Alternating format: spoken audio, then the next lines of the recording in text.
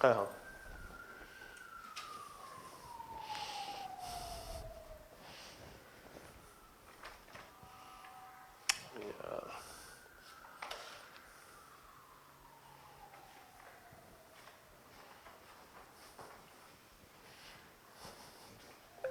चलो जी, chapter 9, business operations of a manufacturing organization. पहला सवाल, ये मैन्युफैक्चरिंग सेटअप क्या होता है? फैक्ट्रीज, वो इदारे जो कि चीज़ों को प्रोड्यूस करते हैं, बनाते हैं और बना के आगे बेचते हैं। ये बनी बनाई चीज सामान नहीं लेते, ये बनाते हैं रॉ मटेरियल से, उसको कन्वर्ट करते हैं, पूरी प्रोसेसिंग से गुजारते हैं और उसके बाद मार्केट में उसको अवेलेबल करते हैं फॉर सेल। इस सेटअप के अंदर बेसिकली जो एक थीम यूज होती है that is called transformation process. एक रॉ मटेरियल को ट्रांसफॉर्म किया जाता है, उसके ऊपर काम किया जाता है, उसके ऊपर लेबर अप्लाई की जाती है और वो एक फिनिश्ड गुड के अंदर कन्वर्ट होता है। बेसिकली तमाम तर जो इदारे हैं वो अपनी गुड्स और सर्विसेज के अंदर they look for quality, they look for quality. चल जा, चल जा भाई, नहीं चल गया। They look for quality. और कंपनीज आजकल आपस में जब क्वालिटी की बात आती है तो वो डिफरेंट टेक्नोलॉजी और डिफरेंट तरह की एक्सपेक्टेशंस को आपस में कंपेयर करती हैं कि कौन किससे ज़्यादा अच्छा परफॉर्म कर सकता। इसी तरह हर डिपार्टमेंट को आपस में यकमुश्त होकर काम करना चाहिए, मिल के काम करना चाहिए, चाहे वो सेल्स हो, मार्केटिंग हो, फाइनेंस हो, अकाउंटिंग हो, प्रोक्योरमेंट हो, एचआर हो, सबको मिलजुल के एक जान बन के काम करना चाहिए, तब जाके कंपनी फ्लरिश करती है। अगर सिर्फ एक डिपार्टमेंट ही परफॉर्म करेगा, बाकी दो परफॉर्म नहीं करेंगे, तो कभी भी कंपनी उठ नहीं पाएगी। वो डिपार्टमेंट तो उठ जाएगा मगर ओवरऑल कंपनी नहीं चल पाएगी। तो कंपनी का जो कोर ऑब्जेक्टिव होता है दैट इज कि उसने हाई क्वालिटी प्रोडक्ट्स बनाने और ना सिर्फ बनाने हैं बल्कि उसकी कंपेटिटिव प्राइसिंग रखनी है, दूसरों से अच्छे बनाने हैं, कम रेट पे बनाने हैं और टाइमली उसको मार्केट में अवेलेबल भी करना है ताकि लोग उससे फ़ायदा उठा सकें। कंपटीशन बेसिकली बहुत ज़रूरी है जिससे आपकी क्वालिटी इंप्रूव होती है, सिस्टम के अंदर ऑटोमेशन आती है और आप एफिशिएंट तरीके से काम कर सकते हैं। ये इंसानों में भी है कि जितनी अच्छा कंपटीशन होगा वैसे ही इंसान ग्रो करेगा। जब दूसरे के मुकाबले में खड़ा होता है तो उसको होता है कि मैंने इससे आगे निकलना है। तो कंपटीशन बेसिकली आपकी एफिशिएंसी और इफेक्टिवनेस को ड्राइव करती है। जो मैनेजमेंट है वो देखती है कि भाई किस तरीके से हमने इस पूरे प्रोसेस को चलाना है और कैसे सिग्निफिकेंट एसेट्स को कंट्रोल में रखना है। क्योंकि जब आपने एम्प्लॉयज़ को कहा है ना कि भाई कुछ भी करके कंपनी ऊपर लेकर आओ, तो इसका बड़ा ही गलत फ़ायदा एम्प्लॉयज़ भी उठा सकते हैं। तो कंपनी ने अपने तमाम एसेट्स उनके एकदम से हवाले नहीं कर देने के भाई जिस तरह मर्जी खेलते रहो, उसके ऊपर प्रॉपर अपना कंट्रोल ज़रूर रखना। तो कोलैबोरेशन एक ज़रूरी है जो कि हमें हर डिपार्टमेंट के बीच में करनी चाहिए, चाहे वो मार्केटिंग हो, फाइनेंस हो, अकाउंटिंग हो, एचआर हो या प्रोडक्शन हो। इसके लिए हमें तीन तरह की मैनेजमेंट चाहिए होती है, एक अपर लेवल, एक मिडिल लाइन और एक lower level. Upper level basically strategies बनाती है, मिडिल मैनेजमेंट उन स्ट्रेटजीज को इम्प्लीमेंट करने के लिए टास्क बनाती है और लोअर स्टाफ से उसका काम करवाया जाता है। That is the overall transformation process, जिसमें अल्टीमेटली क्या हो रहा है कि जो ऑपरेशनल मैनेजर है वो प्रोसेस कर रहा है, इनपुट का आउटपुट में कन्वर्ट कर रहा है, जो मिडिल मैन है वो आइडियाज़ दे रहा है कि किस तरीके से लोअर स्टाफ कर सकता है, और जो अपर लेवल ऑफ मैनेजमेंट है ये पूरा का पूरा ऑपरेशन सेटअप संभाल के बैठी हुई है, ये उसको चला रही है, उसको रन कर रही है। What are the objectives? एक मैन्युफैक्चरिंग इदारे का क्या क्या ऑब्जेक्टिव हो सकता है? Number 1, quality. कोई भी सेटअप मैन्युफैक्चरिंग वाला हो उसकी प्रोडक्ट हमेशा उसी वक्त बिकेगी जब उसमें उसको क्वालिटी नज़र आएगी। विदाउट क्वालिटी वो उसको बेच नहीं सकता। फिर कॉस्ट कट, मटेरियल अच्छे वाला यूज़ करना होगा।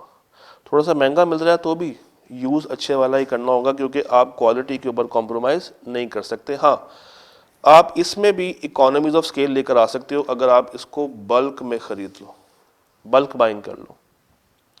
फिर लेबर कौन सी यूज़ करनी चाहिए, स्किल्ड या अनस्किल्ड? स्किल्ड लेबर यूज़ करनी चाहिए। और जो फजूल की कॉस्ट है जिससे कोई वैल्यू सिस्टम में ऐड नहीं हो रही, इनको चाहिए कि उस कॉस्ट को कम से कम एलिमिनेट कर दें, ख़त्म कर दें, ताकि कॉस्ट भी कट हो और मैं उस क्वालिटी का सामान भी बना सकूं जो क्वालिटी मुझे अल्टीमेटली चाहिए।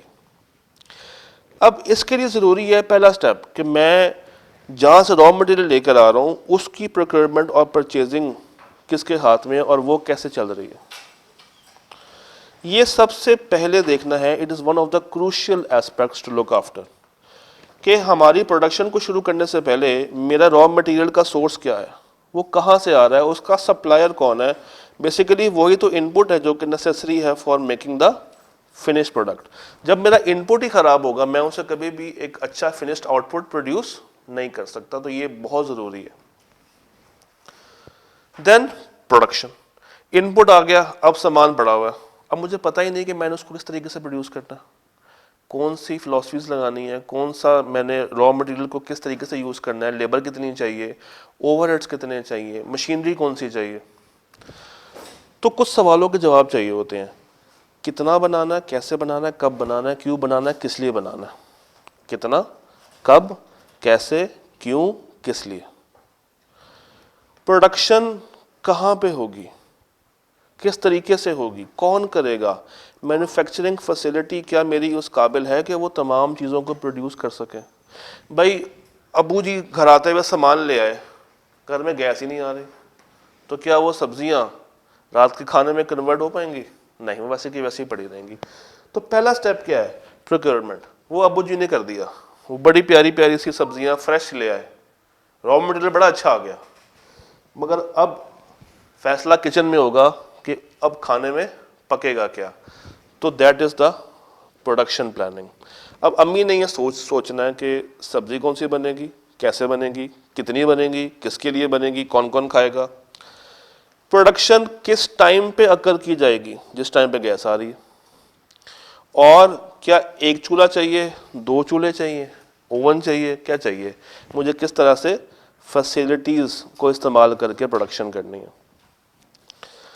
तो type of production process, facility कैसी चाहिए, रिसोर्स कितने चाहिए, और कहाँ पे प्रोड्यूस करूँगा, फैक्ट्री में करनी है, फिर कौन सी वाली फैक्ट्री में करनी है।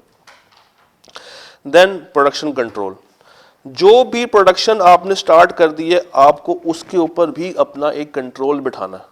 ऐसा नहीं कि आपने प्रोडक्शन शुरू कर दी बस वो अंधाधुंध चली जा रही है।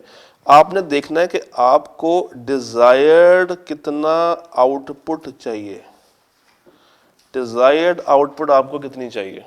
फिर उस डिजायर्ड आउटपुट के मुताबिक देखें कि आपकी रेलेवेंट इनपुट कितनी है और आप उस इनपुट को किस तरीके से ट्रांसफॉर्म कर पा रहे हैं। That is your production control. अगर आपको 10 यूनिट्स चाहिए तो क्या आप 10 बनाने के काबिल भी हैं या नहीं है। फिर क्या आपके पास इतनी लेबर स्किल्ड अवेलेबल है कि वो 10 यूनिट्स आपको बना के दे सके। क्या वो लेबर किसी और जगह पे कोई और प्रोडक्शन में इन्वॉल्व तो नहीं है। डिफरेंट चीज़ें देखनी होती हैं, इसके लिए कंपनीज के पास डिफरेंट मेथड्स होते हैं, डिफरेंट मॉडल्स होते हैं, like Gantt chart, critical path method और PERT, production evaluation review technique. तो ये 3 डिफरेंट आप कह लें कि मॉडल्स हैं, बिजनेस मॉडल्स हैं, या 3 प्रोडक्शन मॉडल्स हैं जो कि आपको ये बताते हैं कि रॉ मटेरियल और लेबर कब कब किस किस स्टेप पे कितनी इन्वॉल्व होनी चाहिए। पहले क्या स्टेप आएगा, फिर क्या स्टेप होगा, फिर क्या स्टेप होगा, ये स्टेप बाय स्टेप आपको गाइडेंस देते हैं। Gantt charts, critical path method और program evaluation and review technique. ये मजीद इसकी डिटेल में जाया जा सकता है, मगर जब आप थोड़े से बड़े हो जाएंगे, SPM नाम एक पेपर है, उसमें ये तीनों तरीकों को अलग से एक्सप्लेन किया गया। देन क्वालिटी कंट्रोल, क्वालिटी का एस्पेक्ट भी आपको साथ साथ लेकर चलना है कि जो मैं बना रहा हूँ क्या वो अच्छी क्वालिटी का बन भी रहा है या नहीं। उसके लिए मेरे पास 2 स्टैंडर्ड्स हैं, ISO 9000 और ISO 14000। इन दो के मुताबिक हम कंपेयर करते हैं कि जो इंडस्ट्री ने चीज़ बनाई है क्या वो यूज़ करने के काबिल है या नहीं है। कंटिन्यूस डेवलपमेंट, एक दफ़ा मशीनरी जब गर्म हो जाती है तो उसको आप ठंडा कर दें तो काम ख़राब हो जाता है। जब एक दफ़ा मशीनरी चल पड़ी है तो आप फिर उससे अच्छा खासा काम लें, उसको इम्प्रूव करते रहें, उसमें डिफरेंट इनोवेशंस लेकर आते रहें, प्लान करके चलें। आपके ऑपरेशन मैनेजर को पता होना चाहिए कि कितना सामान बनाना है, उसको एक बैलेंस रखना चाहिए between the goals and the market demand. तो यहाँ पे डिमांड सप्लाई को देखना भी ज़रूरी है कि कितनी डिमांड है और उसके मुताबिक मुझे कितना प्रोडक्शन या कितनी प्रोडक्शन करनी पड़ सकती है। प्रोडक्शन करते हुए डिफरेंट तरह के प्लान्स हमारे जहन में आते हैं। फेजेस, ये बेसिकली 3 फेज में होता है। नंबर 1 लॉन्ग टर्म प्लानिंग जो कि 3 से 5 साल की होती है, देन मीडियम टर्म प्लानिंग जो कि 1 से 3 साल की होगी, and then short term planning जो कि लेस देन 1 ईयर होती है। एक होता है मैस प्रोडक्शन और एक होता है मैस कस्टमाइजेशन। मैस प्रोडक्शन कहते हैं कि आप एक ही चीज़ यूनिफॉर्मिटी के साथ हर एक के लिए बनाई चले जा रहे हैं, आपकी मशीन रुक नहीं रही है, कस्टमर की डिमांड के मुताबिक नहीं आपने बनाया, आपने एक स्टैंडर्ड प्रोडक्ट बनाई है जो कि आप बनाते चले जा रहे हैं और कस्टमर ख़रीदता चला जा रहा है। इसमें किसी भी तरह की कोई कस्टमाइजेशन शामिल नहीं है। इसमें आप एक जैसे प्रोडक्ट बना रहे हैं, आइडेंटिकल आइटम्स बना रहे हैं at once, like soft drinks या ब्रेड। अब कोक की बोतलें एक ही तरह की बनती चली जाती हैं, ब्रेड भी एक तरह से प्रोड्यूस होती चली जा रही है। उसमें बैठ के किसी दिन कोक वालों ने कोई कस्टमाइजेशन की है कि मेरा जो बायर है वो इस चीज़ को ज़्यादा प्रेफर कर रहा है, उसको ये चाहिए, उसको वो चाहिए, नहीं कर सकते। हाँ, ये चीज़ कब पॉसिबल है, जब आपने उसको कस्टमाइज करना। अब कस्टमाइजेशन मैस लेवल पे भी होती है और कम लेवल पे भी होती है। अब अगर आप मैस लेवल पे कस्टमाइजेशन करना चाहें तो इसकी सबसे प्यारी सी मिसाल बनती है लैपटॉप्स की, डेल और एचपी। सेटअप सारा सेम, उसमें आपको ऑप्शन मिल जाती है कि आपने कितनी रैम रखनी, कितनी रोम रखनी, एलईडी का साइज़ कितना होना चाहिए, टच पैड कैसा होना चाहिए, तो दैट इज़ कस्टमाइजेशन। मगर प्रोडक्शन मैस लेवल पे होती है, बड़े लेवल पे होती है, उसमें हल्के हल्के जगह पे वो चीज़ों को स्टैंडर्ड से हटा के as the order from the buyer उस तरीके से उसको कस्टमाइज करते रहते हैं। फिर कस्टमाइजेशन की अगर हम बात कर ही रहे हैं तो कस्टमाइजेशन इज बेसिकली बायर के मुताबिक चीज़ों को प्रोड्यूस करना। जो बायर आपसे जिस तरीके से डिमांड कर रहा है उसको वैसे ही आइटम बना के दे देना। इसमें प्रोसेस मैन्युफैक्चरिंग और असेंबली मैन्युफैक्चरिंग, इसको देखते हैं। Basic inputs are turned into one or more outputs like wheat turning into flour. Wheat क्या होती है, गंदम, और फ्लोर आटा। तो गंदम को आटे में कन्वर्ट करना इस प्रोसेस मैन्युफैक्चरिंग के। आपने गंदम ली, उसको एक चक्की में डाला, चक्की को पीसते गए और वहाँ से आटा निकलता गया। ये प्रोसेस है जो आप उसके ऊपर अप्लाई कर रहे हैं। फिर एक होती है असेंबली मैन्युफैक्चरिंग। असेंबली ये होती है कि आपके पास पार्ट्स आते हैं और आप उन पार्ट्स को जोड़ के एक फिनिश्ड गुड बना रहे होते हैं। जैसे आपने चेयर बाय की है तो चेयर का स्टैंड अलग आएगा, चेयर के टायर अलग आएंगे, मशीन अलग आएगी, मोटर अलग आएगी, बैक अलग आएगी, और आप उसको असेंबल कर रहे हैं, उसको जोड़ रहे हैं और जोड़ के एक फिनिश्ड गुड को शक्ल दे रहे हैं। That is called assembly manufacturing. जितनी भी गाड़ियाँ बनती हैं, मोबाइल फ़ोन्स बनते हैं, बाइक्स बनती हैं पाकिस्तान में, ये असेंबली मैन्युफैक्चरिंग के थ्रू सामने आती हैं। और जितने भी खाने पीने की सामान है, प्रोसेस मैन्युफैक्चरिंग।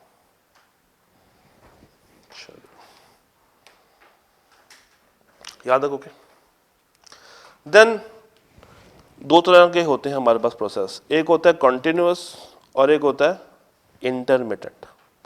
कंटिन्यूअस कहते हैं लगातार, ना रुकने वाला, और इंटरमिटेंट वक्फे वक्फे से, वक्फे वक्फे से, दैट इज कॉल्ड इंटरमिटेंट। और कंटिन्यूअस क्या है, it runs for a long time, ये दिन रात चलता जा रहा है, चलता जा रहा है, चलता जा रहा है, ये मशीनरी रुकती नहीं है, ये नॉन स्टॉप चलती है। और इंटरमिटेंट क्या है, कुछ टाइम के लिए चली, फिर मशीन बंद हुई, उसको कस्टमाइज़ किया, फिर चली, फिर रोका, फिर चला, फिर रोका। मशीन को रोका जाता है ताकि हम उसकी प्रोडक्शन को एडजस्ट कर सकें एट डिफरेंट टाइम्स। ये बेसिकली कस्टमाइजेशन के लिए इस्तेमाल होती है, क्योंकि इसमें जब मशीन रुकेगी तो आप इसके अंदर कलर चेंज कर सकते हैं, इसका डिज़ाइन चेंज कर सकते हैं, क्वालिटी चेंज कर सकते हैं।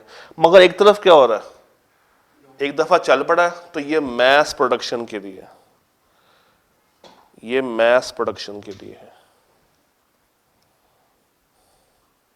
जो कॉन्टिन्यूस है that is for mass production, और जो इंटरमीडिएट है दैट इज़ फॉर कस्टमाइजेशन। तो ग्लास, पेपर या जितने भी स्टैंडर्डाइज्ड प्रोडक्ट्स हैं वो फॉलो करती है एक कंटिन्यूस प्रोसेस को, और हर वो चीज़ जिसको आपने कस्टमर की नीड के मुताबिक बनानी है वो फॉलो करती है इंटरमिटेंट प्रोसेस को।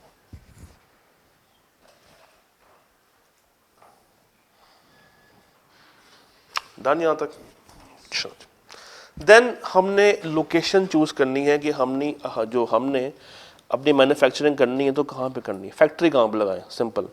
तो उसके लिए हमें बहुत सारी चीज़ें देखनी पड़ती हैं, सड़कों का निज़ाम, कि रोड्स कनेक्ट कितनी हो रही हैं, कहाँ कहाँ से हो रही हैं, रॉ मटेरियल क्या मेरी फैक्ट्री तक पहुँच पाएगा या नहीं पहुँच पाएगा, अगर मैं कोई चीज़ बना लूँ तो क्या वहाँ से मार्केट तक वो चीज़ जा पाएगी या नहीं जा पाएगी, अगर बारिश हो जाए तो क्या पानी तो वहाँ पे खड़ा नहीं होता, तेज़ धूप अगर हो तो क्या बहुत ज़्यादा धूप तो नहीं वहाँ पे होती।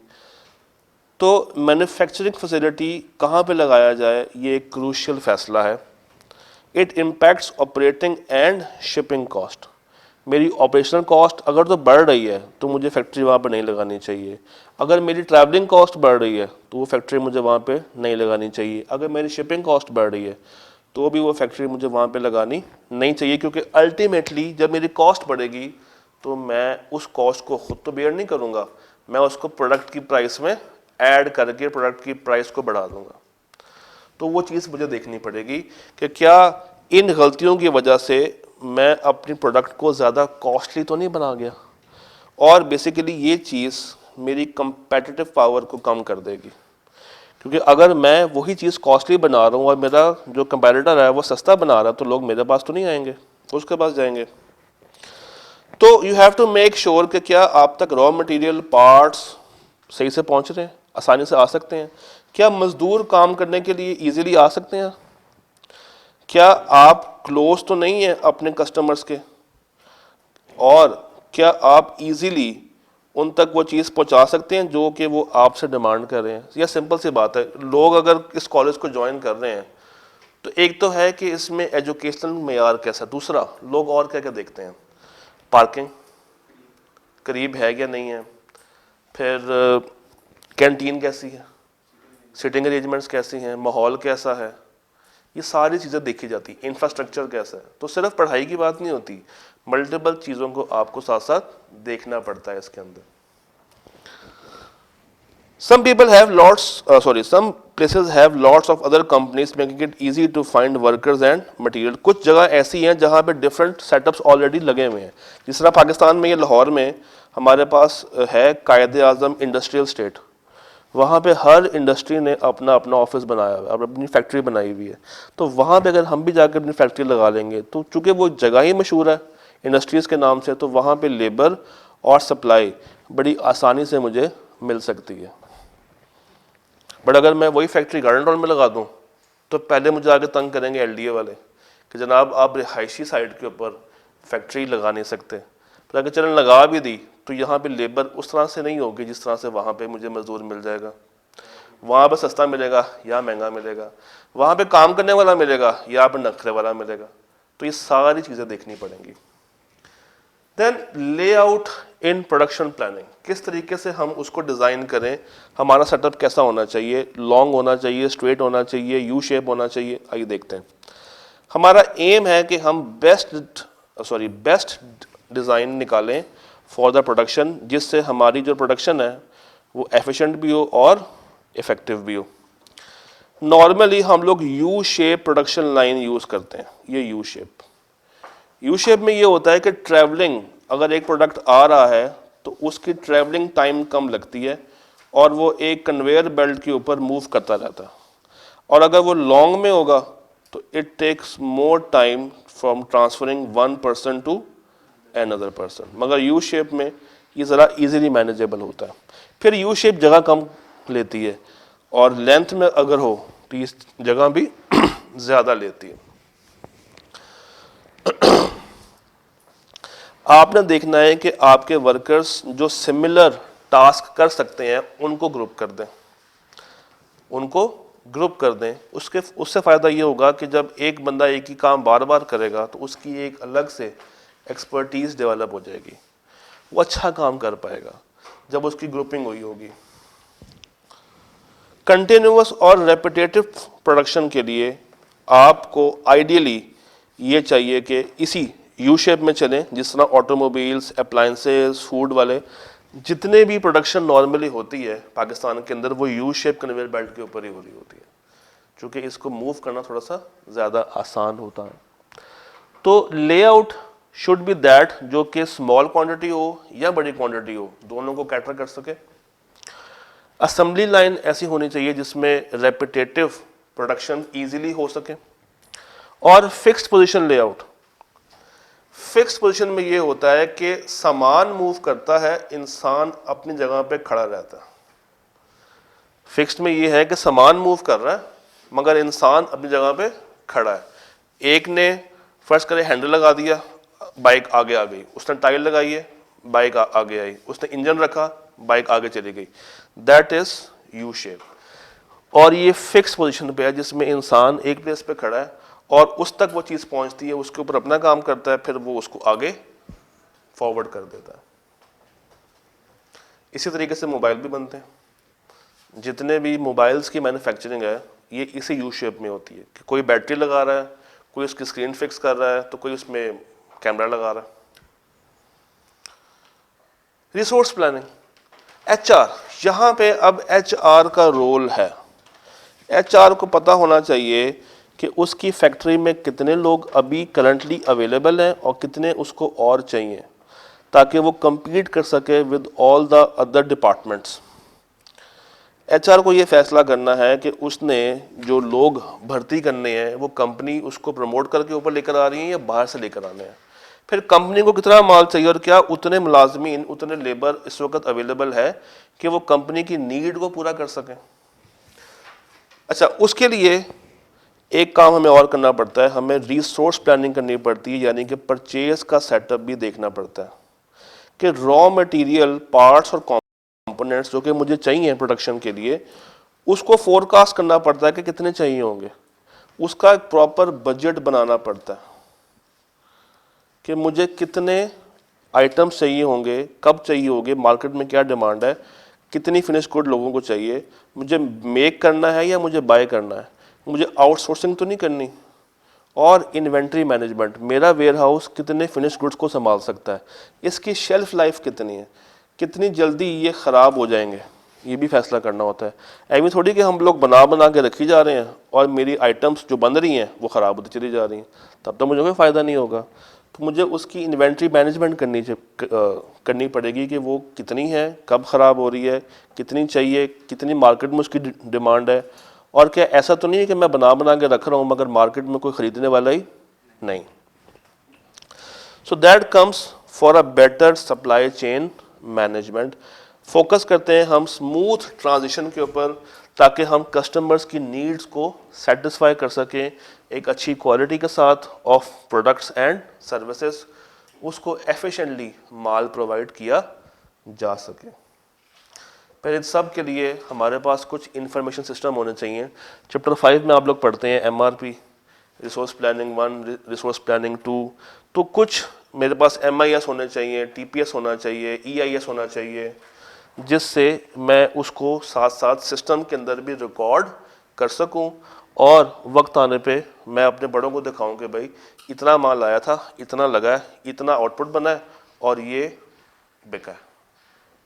तो ये सारे चैप्टर्स आपस में सिंक हो जाते हैं जब हम चैप्टर नंबर 9 की बात करते हैं। अब स्ट्रक्चर क्या होगा इस इदारे का? स्ट्रक्चर चैप्टर 3 शुरू होने वाला। स्ट्रक्चर क्या होगा?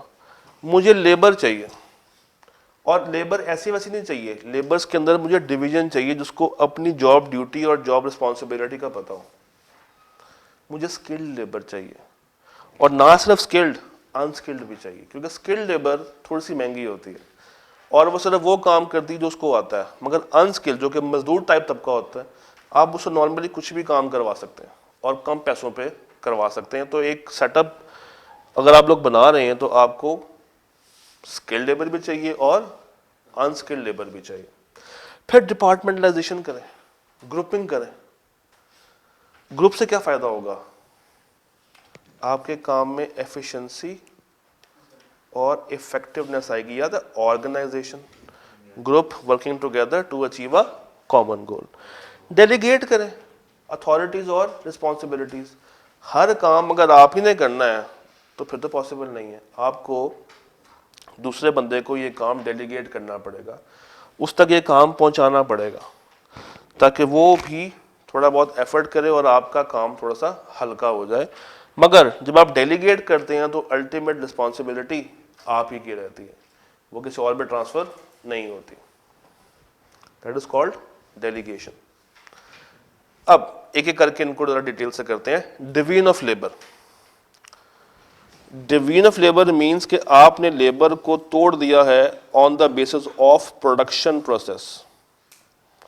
On the basis of production process. Cutting वाली लेबर को अलग कर दिया, स्टिचिंग वाली को अलग कर दिया, सप्लाई वाली को अलग कर दिया, टेलरिंग को अलग कर दिया, पैकिंग वाली को अलग कर दिया। डिफरेंट वर्कर्स को आपस में जोड़ दिया ताकि वो फाइनल आउटपुट के ऊपर काम कर सकें। For example in a garment factory, एक को कटिंग पे लगा दिया, एक को स्टिचिंग पे लगा दिया, एक को बटनों पे लगा दिया और एक को फोल्डिंग और पैकिंग पे लगा दिया। अगेन वही यूज़ कि जब लोग मिलजुल के काम करेंगे तो जल्दी भी काम होगा और उस काम के अंदर हमें क्वालिटी भी नज़र आएगी। अगर एक बंदा दूसरे का काम करने में इंटरेस्टेड हो तो वो क्वालिटी का एस्पेक्ट कभी भी हम मेंटेन नहीं कर सकते। फ़ायदा क्या होगा? एफिशिएंसी आएगी, क्वालिटी बढ़ेगी, स्किल्स बढ़ेंगी, इकोनॉमीज ऑफ स्केल, हम सस्ता चीज़ बना पाएंगे और फास्टर तरीके से काम भी कर पाएंगे। नुकसान भी है, बंदा बोर हो जाता है, एक ही काम को बार बार करके वो बंदा अवजार हो जाता है, बोर हो जाता है, क्रिएटिविटी खत्म हो जाती है। जब एक बंदे ने एक ही काम करना है तो वो बस फिर टाइम गुजारता है, वक्त गुजारता है अपना। Lack of responsibility and lack of interdependence. What is departmentalization? अब आपको आइडिया है। What is functional? याद करें, फंक्शनल स्ट्रक्चर क्या था कि आपने डिफरेंट डिपार्टमेंट्स के अंदर अपनी स्टाफ को डिवाइड कर दिया था। कॉस्मेटिक वालों को कॉस्मेटिक साइड दे दी थी, ग्रोसरी वालों को ग्रोसरी साइड दे दी थी। तो इसी तरीके से आपने अपनी कंपनी के अंदर डिफरेंट डिपार्टमेंट्स को क्रिएट कर लेना है। सेल्स का डिपार्टमेंट, परचेज का डिपार्टमेंट, मार्केटिंग का डिपार्टमेंट, एचआर का डिपार्टमेंट, प्रोडक्शन का डिपार्टमेंट, जिससे लेबर को पता है कि मैं अपनी स्किल के मुताबिक अपने उस डिपार्टमेंट में फिट हो रहा हूँ या नहीं हो रहा। फिर ये आप प्रोडक्ट्स की बेस पे भी बना सकते हैं, जिस तरह सीए और एसीसीए। ये कॉलेज अगर फैसला करना चाहे कि हमने सीए भी करवाना है और एसीसी भी करवाना है तो सीए का स्टाफ अलग होगा और एसीसी का स्टाफ अलग होगा। सीए वालों को सीए का पता है और उनको एसीसी का पता है, तो आप प्रोडक्ट्स की बेस के ऊपर भी डिवाइड कर सकते हैं। फिर आप प्रोसेस की बेस पे भी डिवाइड कर सकते हैं। भाई सीए के अंदर पीआरसी है, कैफ है और सीफैप है, ये तीनों प्रोसेसेस हैं। पीआरसी पूरा होगा तो कैफ शुरू होगा, कैफ पूरा होगा तो सीफैप शुरू होगा। तो कॉलेज अपने स्टाफ को इस प्रोसेस की बेस पे भी डिवाइड कर सकता है कि पीआरसी के टीचर्स, कैफ के टीचर्स और सीफैप के टीचर्स, और जो कॉमन है वो दोनों में फिट हो जाते हैं। देन कस्टमर, किस तरीके का कस्टमर आ रहा है, वो क्या डिमांड कर रहा है। मेरे पास कस्टमर फिजिकल का है या ऑनलाइन का है, तो फिजिकल कॉलेज करूं, ऑनलाइन कॉलेज करूं या फिजिकल की रिकॉर्डिंग लोगों को चाहिए या जूम की रिकॉर्डिंग लोगों को चाहिए। तो डिफरेंट बेसिस के ऊपर आप अपने इदारे को तोड़ देते हैं, डिफरेंट तरह की डिपार्टमेंटलाइजेशंस बना देते हैं, जिसमें फंक्शनल भी आती है, प्रोडक्ट भी आती है, प्रोसेस भी आती है और कस्टमर सेंट्रिक भी आती है। भाई मेरा कस्टमर ब्लू कलर की चेयर्स को प्रेफर करता है या brown, this is customer departmentalisation कि कस्टमर की क्या ख्वाहिश है। अगर इसी को मैं प्रोसेस में लेके जाऊं तो मैं ब्लू भी बना रहा हूं और मैं ब्राउन भी बना रहा हूं। तो इस तरीके से फिर जियोग्राफिक, ये एरिया वाइज अगर आप उसको तोड़ दें, लाहौर की मार्केट, कराची की मार्केट, फैसलाबाद की मार्केट, सियालकोट की मार्केट। सीए सिर्फ गारंडॉन में ही क्यों होता, और किसी जगह पे क्यों नहीं होता, शादमान में क्यों नहीं होता, डिफेंस में क्यों नहीं होता? इसकी मार्केट बन गई हुई है, मार्केट ही बन गई हुई है। तो अगर कोई और कॉलेज थोड़ा सा साइड पे होकर खोल भी ले और इससे बिल्कुल अगर आउट हो जाए तो वो नहीं चल पाएगा, क्योंकि बच्चा वहां जाएगा जहां पे उसको हर फ्लेवर मिल जाए। तो दैट इज ज्योग्राफिकल डिस्प्लेसमेंट, कि आप area by area, location by location भी अपने सेटअप को तोड़ सकते हो। देन डेलीगेशन, डेलीगेशन क्या थी कि आप अपना काम लोअर स्टाफ को डेलीगेट कर देते हैं, अपनी अथॉरिटी, अपनी रिस्पॉन्सिबिलिटी उसके नाम कर देते हैं कि भाई अगर मैं कर तो मैं भी सकता हूं मगर मैंने किया हुआ है, अब तुम करो, तुम्हें सिखाना भी मेरा काम है, तुम्हें सिखाना भी मेरा ही काम है। दिस इज कॉल्ड डेलीगेशन, जिसमें मैनेजर जो है वो अपने लोअर स्टाफ के ऊपर ट्रस्ट करके उसको चीजें दे देता है और उससे एक्सपेक्ट करता है कि भाई वो जो काम करेगा वो अच्छा होगा। मगर अल्टीमेट जिम्मेदारी किसकी होती है? जो ट्रांसफर कर रहा है वो ही लायबल भी होगा। एक प्रोडक्शन सिस्टम के अंदर कौन कौन से डिपार्टमेंट्स काम कर सकते हैं? नंबर 1 प्रोडक्शन, इसका काम क्या है? प्लान करना, सुपरवाइज करना, चीज़ों को बनाना, क्वालिटी को मेंटेन रखना, इन्वेंट्री को देखना, रॉ मटेरियल को देखना, ओवरहेड्स को देखना, फिनिश गुड्स को देखना, मार्केट को देखना। ये काम किसके हैं? प्रोडक्शन डिपार्टमेंट के। रिसर्च का काम क्या है? रिसर्च का ये देखना कि मार्केट किस किस तरह की चीज़ें डिमांड कर रही है और क्या वो प्रोड्यूस भी की जा सकती हैं या नहीं। क्या मार्केट जो हमसे एक्सपेक्टेशंस लगा के बैठ गई है, क्या हम वो उसको दे सकते हैं या नहीं, या हम किस तरीके से अपने मौजूदा प्रोडक्ट्स को बेहतर बना सकते हैं। That is research and development. फिर परचेजिंग, ये कौन से लोग होते हैं? जो रॉ मटेरियल को प्रोक्योर करते हैं, जो रॉ मटेरियल को फैक्ट्री तक लेकर आते हैं। मार्केटिंग क्या करती है? इश्तेहारबाजी, चैप्टर 7-8 पूरा इसके ऊपर है। सेल्स, ब्रांडिंग, ये कौन करता है? Sales department. तो टेक्निकली चैप्टर 9 जो है ना, वो चैप्टर नंबर 1 से लेके 8 तक के जितने भी चैप्टर्स हैं उन सबको जोड़ देती है। इसमें प्रोडक्शन भी है, इसमें मार्केटिंग भी है, एचआर भी है, फाइनेंस भी है, इंफॉर्मेशन सिस्टम भी है, स्ट्रक्चर्स भी हैं। तो सब कुछ आपको 9 के अंदर मिल जाता है। एचआर मैनेजमेंट, अब अगर आपने वो चैप्टर पढ़ा है तसल्ली के साथ तो ये बातें तो ऑलरेडी वहां पे कवर हो चुकी हैं। अकाउंटिंग एंड फाइनेंस, चैप्टर कौन सा? 4।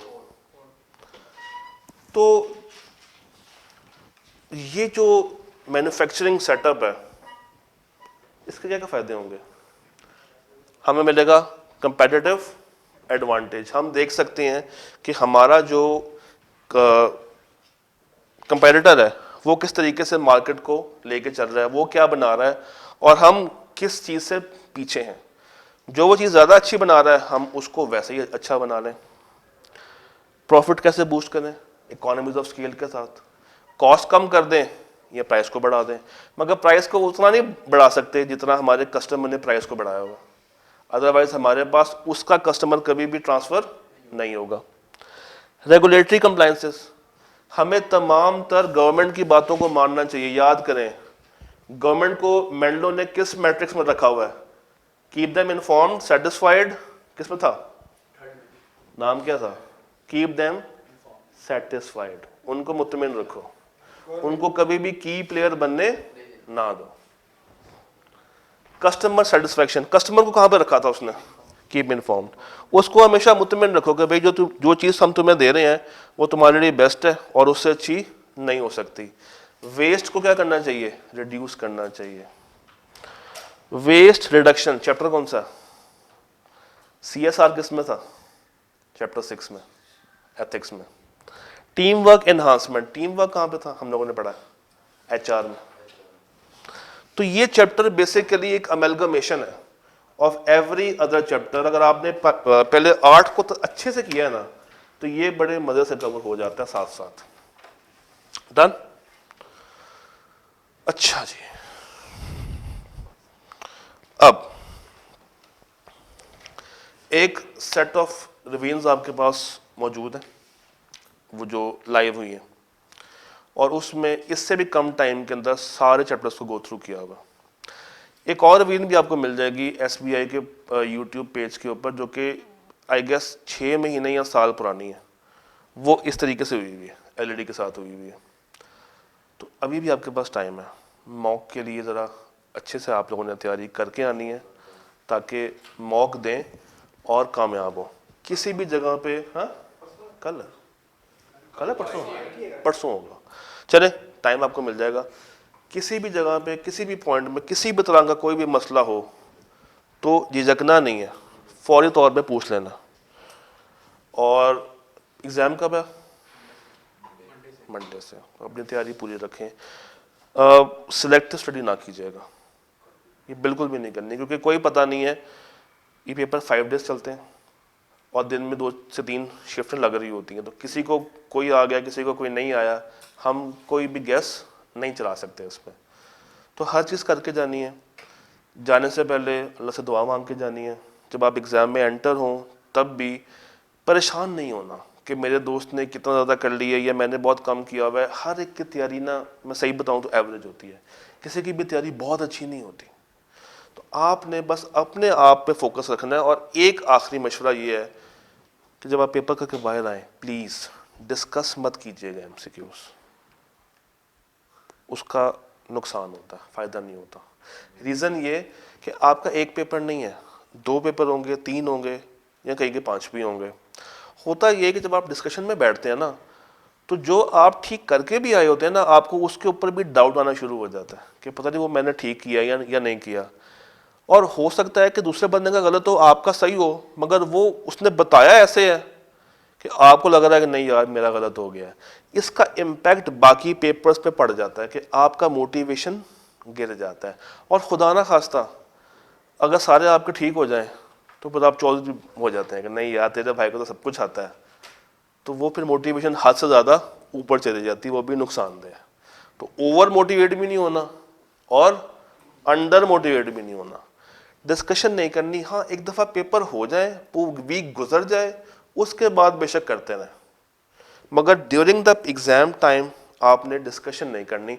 और वापस आके व्हाट्सएप को खोल के बताने की भी ज़रूरत नहीं है कि आपको क्या क्या आया, अपने तक रखें। बहुत शौक है तो एक कागज़ पे लिख लें, जैसे ही वो वीक ख़त्म हो फिर बता दें। आपको कोई मेडल मिलेगा बताने से? नहीं। कोई व्हाट्सएप आपको तमगा देगा? नहीं। तो कुछ नहीं है। अपने ऊपर फोकस करें, अपने टाइम को देखें, अपनी तैयारी करें और अल्लाह का नाम लेकर जाएं, पेपर अटेम्प्ट करें। यकीन मानिए PRC is comparatively very easy to pass as compare to CAF. इंशाल्लाह PRC को पास करें, कैफ में मुलाकात करते हैं और इससे डबल क्या 4 टाइम्स एफर्ट करेंगे, आपका कैफ भी पास करेंगे। डन। अल्लाह हाफ़िज़।